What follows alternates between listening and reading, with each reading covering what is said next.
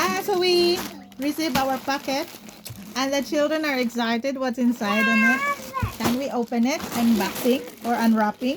Or I don't know what to call this one. We open it. Open natin, no? Si Dada nag-order nito. I don't know what.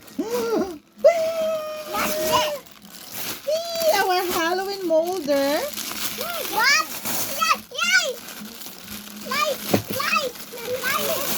Look, Halloween molder that we order it in Temu. Whee!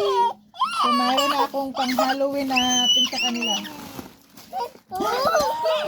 Surprise! It's for Kina. Naku sila. It's Kina's things for Kina's birthday. For Halloween? This is Daddy's for the thing. Kina. Hello. Mommy. Hello. Not yet. Wow. We ordered this a lot of balloons because our birthday is coming soon. So all for Kina this one. Not yet. Maybe next time we're gonna excited also sila na darating yung I'm excited, ready to see something. Hey, this is our banner. I ordered. So nice. And that's it. Excited for my dress. Your Halloween dress? Yeah. Maybe tomorrow it will come. It's in a separate. Oh, I can't look. Oh.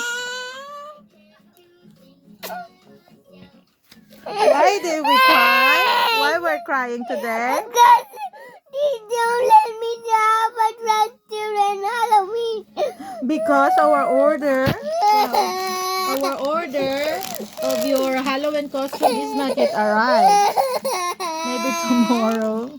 Kaloy sa bata. It will arrive tomorrow. Is it okay? Yeah. Can you open this? This is balloon. Can you?